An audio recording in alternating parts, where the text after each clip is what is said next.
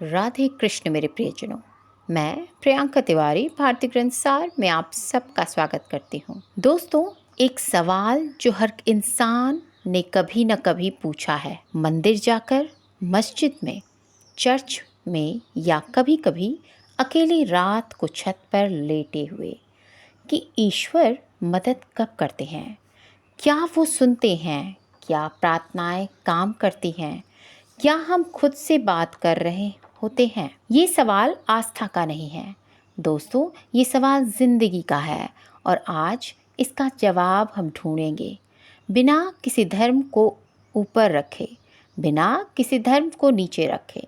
पहले एक ऑनेस्ट बात करती हूँ, ईमानदारी वाली बात।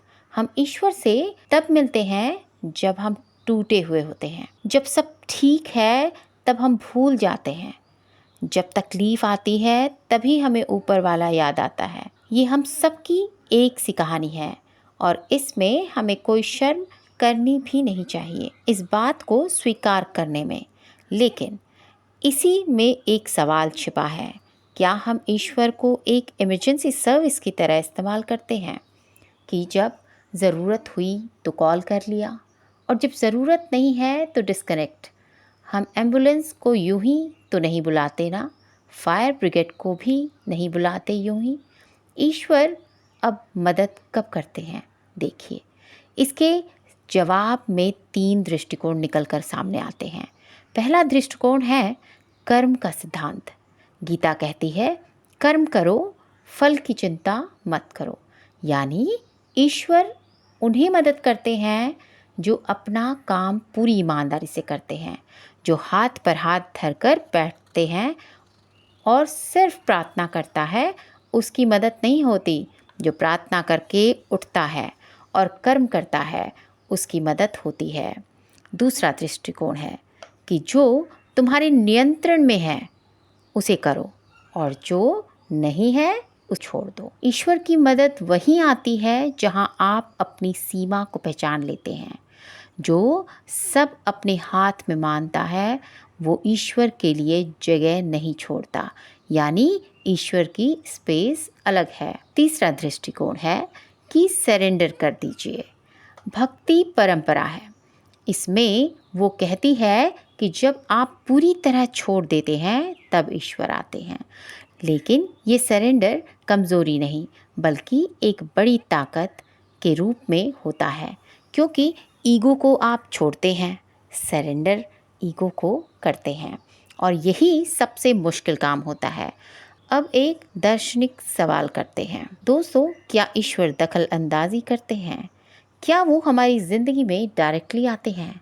देखिए, ईश्वर को तर्क से नहीं बल्कि अनुभव से जाना जाता है। यानी ये इंटेलेक्चुअल क्वेश्चन नहीं है, ये पर्सनल एक्सपीरियंस का मामला है। और अगर आप उन लोगों से पूछें जो बहुत गहरे दर्द से होकर गुजरते हैं, जो ज़्यादातर लोग कहेंगे कि एक पल ऐसा आया जब सब कुछ बदल गया, भीतर से जब मैंने छोड़ दिया सब कुछ, आस छूट गई, तभी जाकर मुझे कुछ मिला। क्या ये कोइंसिडेंस नहीं है या ईश्वर है? ये आप तय करिए। लेकिन एक बात जो सभी ट्रेडिशंस में है कि ईश्वर तब आते हैं जब आप ऑनेस्ट होते हैं, ईमानदार होते हैं, जब आप परफॉर्मेंस नहीं करते, जब आप दिखावे की प्रेयर नहीं करते, बल्कि सच में टूट कर कहते हैं कि भाई मुझे नहीं पता, मैं थक गया हूँ, मुझे मदद चाहिए। ये ईमानदार होकर हेल्पलेसनेस दिखाना, यही असली प्रार्थना है। दोस्तों, एक जगह ये भी कहा गया है कि ईश्वर को ढूंढने की ज़रूरत नहीं है, वो तो पहले से ही मौजूद है।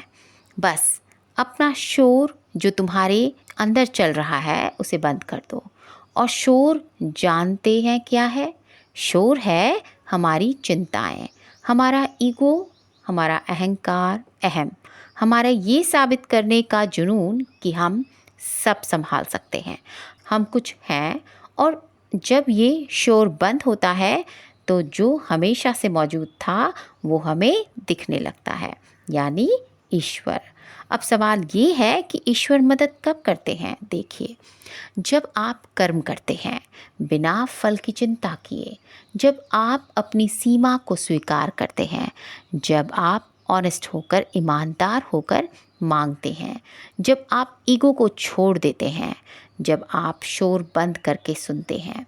ईश्वर इंतज़ार नहीं करते कि आप परफेक्ट हो, वो इंतज़ार करते हैं कि आप रियल हो, ऑनेस्ट हो, ईमानदार हो।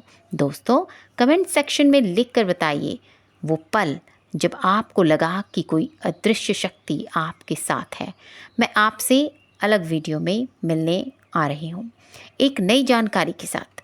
लेकिन उससे पहले इस वीडियो के नीचे कमेंट कीजिए और ये वीडियो आप किसी ऐसे से शेयर कीजिए जिसे इस वक्त इस वीडियो की सख्त ज़रूरत हो। चलिए फिर मिलते हैं एक नए अनुभव और एक नई जानकारी के साथ अगली वीडियो में। तब तक के लिए आज्ञा लेती हूँ। धन्यवाद। जय श्री राधे कृष्ण।